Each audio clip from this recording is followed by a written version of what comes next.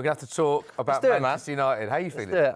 I'm ready to come to the defence of Manchester United a little bit. Yeah, I feel like I'm the last remaining You'd defender. see a lot of disagreement for both Man United fans, which makes for a good debate, because after their 3-0 loss at the weekend, there's been a lot of chat about Ruben Amorim, but also a lot of chat about the system, the players, the formation. So we thought we'd get Cams on. Now, Cams, before we introduce this item, just give us your sort of honest take on all things Man United this season. I think it's a disaster, to be honest. I think what's going on this season is just a continuation of last year. You know, I'm looking at it and I haven't seen any improvement despite spending 250 million or whatever it was on a front three. Benjamin Sesko at the moment doesn't look any different to Rasmus Højlund. You're looking at the Mbeumo, he's come in, he's done a little bit of bits, but overall the same issues are going on in the midfield. We're seeing, I think, a declining Bruno Fernandes in this system again. And I'm just looking at it, I'm thinking, where's the innovation? You know, where's the innovation? You think about the best managers in the world, even Pep Guardiola. I mean, the season they won the treble, it wasn't going well at a certain point. And he said, do you know what? John Stones is now going to start inverting. We're going to go with a 4 centre-backs. And that's the best manager in the world. I've seen Sir Alex Ferguson in Champions League say, no 4-4-2, we're going to go 4-3-3 to adapting match. to the situation. Yeah. I can't believe this man, Amorim, is coming to the Premier League, and I saw his quote yesterday say not even the Pope can make him change the system. I mean, to have that level of confidence and that level of, in a way for me, it's a bit of arrogance when you've only won 8 games in 32 Premier League matches. It's astonishing to me, honestly. Like, I can't believe it. Alex, what do you make of it? From the neutral perspective, you cover a lot of tactics on your channel and stuff. What do you make of like that sort of stubbornness, some would say, in terms of formation? Although you can argue, can't you? I saw Harry Maguire arguing for it strongly yesterday that, yes, it starts as a 3 on paper, but a lot of the time they're building up in a back 4, they shift to a back 4. That's his argument. So how do you see it? It's the decisions for me in possession. And I think when I look at that list of players, there's some really good players there, some really good individuals there. So I think when the system isn't working, you have to look up. What I can't work out, so they have these 2 wing backs, and maybe talk to me about it. They have the 2 wing backs, and they don't seem to want to use the width. To me, in my mind, in possession, the decisions in possession don't want to go out there. Maybe that's because, for example, with City, they were stepping players forward to stop those passes, but then they won't drop their 10s in to create the overload in the midfield, and they're trying to play that pass into Bruno or Ugarte, who are overloaded 4v1, 3v1 every single time, and they won't go long. So it's this consistent, it's like a kamikaze thing where he'll keep playing into the trap. And I think the comments yesterday were quite concerning. I really like Amorim. I think I've said this on the show before, and I know when your rivals like your manager, I know what you'll say. It says it all, right? I actually really appreciate. I know we were just talking off air about the comment yesterday about Jim Ratcliffe and he's going to offer me a new contract. I like someone who's a bit self-aware, can take a joke, doesn't have to take themselves too seriously. But when you won't adapt, that's really concerning. It's really concerning. And if you look at, you're bang on, and I'll speak from Arsenal's perspective. Mikel Arteta, wing backs first season playing to Aubameyang, and then completely shifted the system next year. It is a concern. And the final point I make, Dorgu, fantastic player. Lenny Yoro, one of the best young players in the Premier League. Benjamin Sesko, I think, will be the next big number 9. Bruno Fernandes, absolutely fantastic. Brian Mbeumo, fantastic. I'm looking at these individuals and going, you're brilliant. So I have to look up. Luke, you obviously played against United last week, City. Did he? He played it? I didn't know that. I was a baller, by the way. What did you make of United? They're just rubbish, aren't they? I mean, I didn't think City were that good. I thought, we played pretty well. But you look at that midfield, they've got 2 players in there. I know it was touched on Sky as well. You've got City's midfield, Rodri, Foden, Reinders, against 2 United players in the midfield. It's not working, is it? He's got 8 wins in 31, 32 games. He's got 4 points this season in the league, been knocked out the Carabao with pretty much that team against Grimsby Town, who are in League 2. So, I mean, he's got to change something up. I didn't understand the transfer business personally. I know United needed goals and stuff, but you've shelled out on Højlund, that's not worked out. We've seen players like Anthony, Sancho come in. I know they're not necessarily the manager's signings, they've been shifted on now. But the goalkeeping situation was bad. I thought De Gea going, personally for me, he was one of United's best players. He won the Golden Glove the year they got rid of him. Do you know what I mean? That's crazy to say. Yeah. And they've spent pennies on a keeper that isn't even isn't playing yet. I know he's just. You've got to give him a chance though. Yeah. I mean, I'm seeing pundits writing this goalkeeper. Yeah, off. you do have to give him a chance. But compared to the budget, you've spent pennies on a goalkeeper when you had someone like Donnarumma available. Now, whether it's wages, stuff, but you can say wages. I Fair enough, the wages are high, but the transfer fee was 26 million. But you got to convince him to join as well. When there's other which teams you're not going to do. I don't think he'd have joined United. I really don't think he'd have joined. I do think there's a lot of talk about the formation. The formation can work in the Premier League. It can. You've seen it with Conte. We've seen many teams, even Glasner right now. The thing is, they have like an Adam Wharton, for example, which can get in possession in the midfield.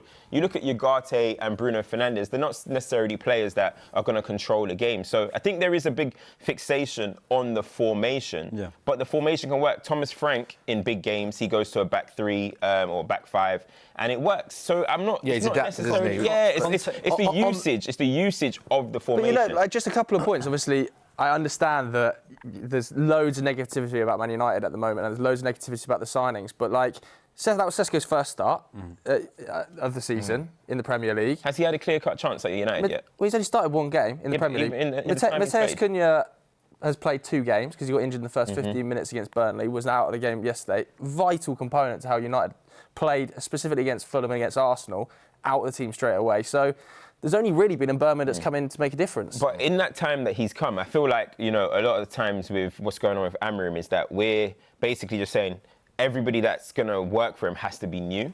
Who has he improved? Well, it brings us perfectly onto this section, actually, because this is why Cams is here. We're going to talk about the system of formation. Cams is going to tell us how to fix Man United. So what we've got on the board, Cams is in the hot seat.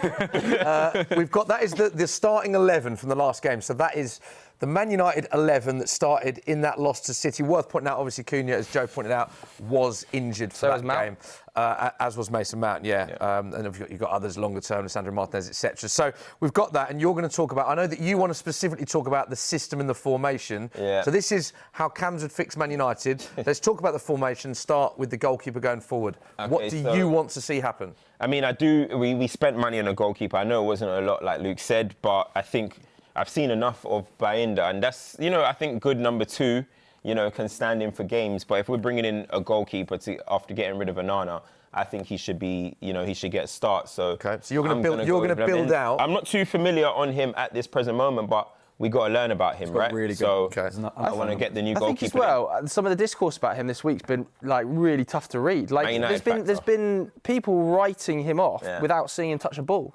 Saying Man United spending 18 million euros on a 20. Let's give him a chance. Yeah, not all that's due to the club though. The fact that when anyone joins Man United, the speculation is always high because of how big the profile is. Give players a chance to play a game. No, I'm agreeing with you. Yeah, there's so many players that haven't worked out at Man United, so there's always an extra level of scepticism when a player signs for Man United, whether he's a big money, small. I agree. It's always going to go off. Yeah. So you're building now. This is providing everyone's fit. Your formation, your strongest 11. So let's talk about what you want to see. Presumably it's a 4 at the back you want to see? I would go for a 4 at the back because I just think it suits the profile of our squad the most at the moment. More so in the midfield and attack. What's your back 4 then? I definitely do not want to see Luke Shaw. I mean, I don't know how this narrative still exists that on his day and when he's fit, he's the best left back in the country. I don't agree with that. I mean, 10 years of Luke Shaw now at this point. I thought he was the worst player in the derby. All 3 goals he had a hand in. And I'm just like, look, these are one of them players that, you know, other football clubs, Arsenal, Chelsea, Liverpool, they don't hoard these type of players. Man United still in 2025 are starting Luke Shaw.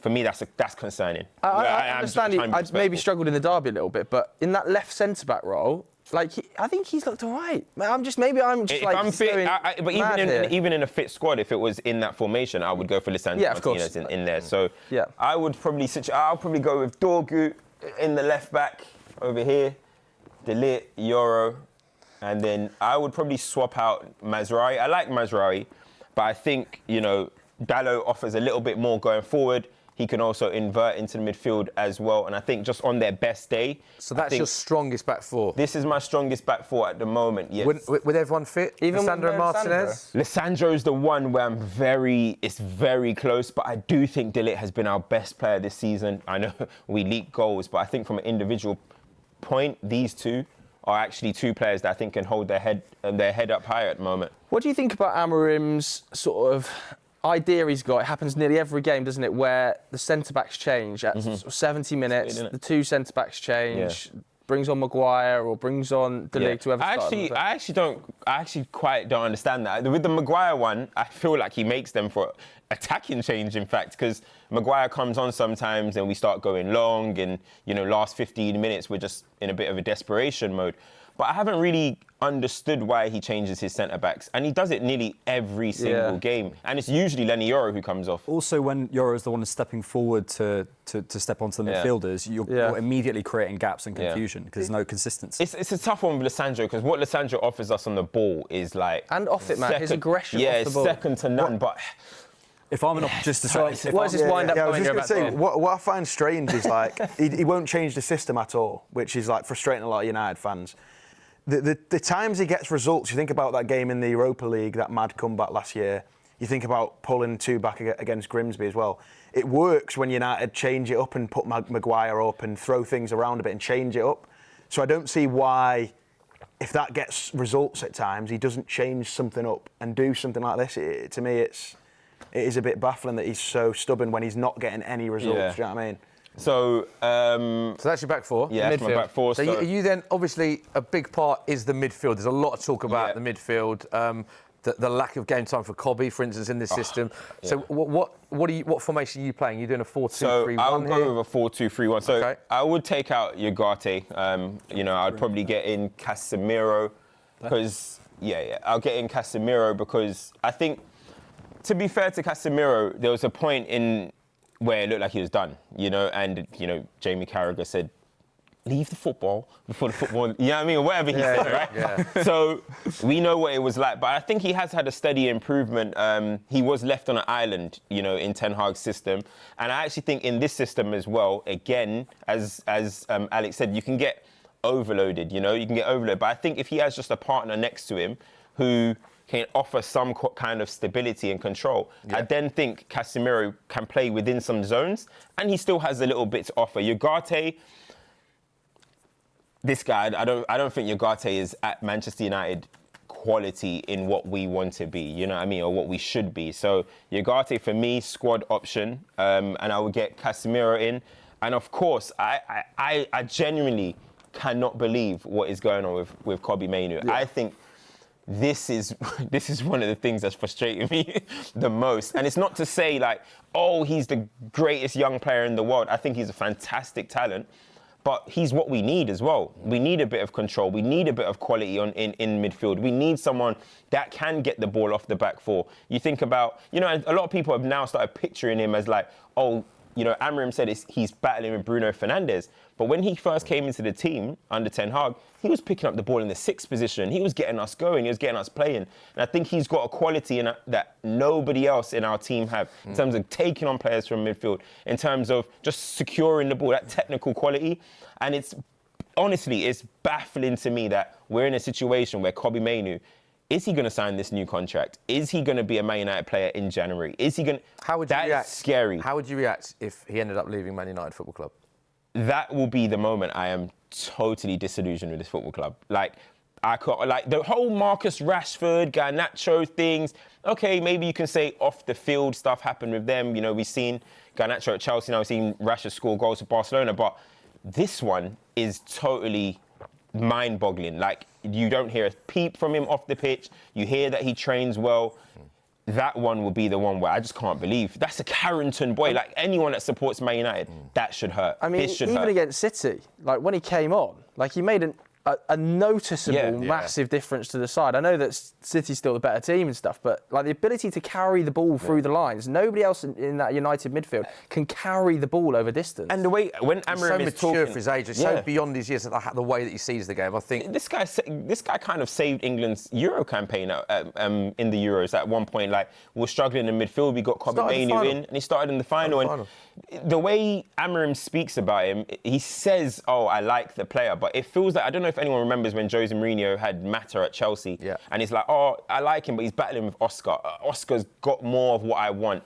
And him saying that it's directly between him or Bruno, that sounds like the end for Kobbie, for me. And I presume you have Bruno as the 10. So this is why you think this works better, because ultimately you're utilising Kobbie in his best position and you're utilising Bruno in his best position as well. Bruno Fernandes is getting the ball off De Ligt, Lenny Yoro, and then you're getting Patrick Dorgu, Mazraoui or Dalot way beyond a Bruno Fernandes, who you want, and you know, you look at the creative numbers and what he's done for Man United, you want him closer to goal. If Benjamin Sesko is going to score goals, if Mbeumo is going to score goals, if Amad, Cunha, you're going to want your best creative player in his best role. I do still think this midfield three lacks a bit of legs, but I do think they are in their best position. Okay. So let's go to the front three then.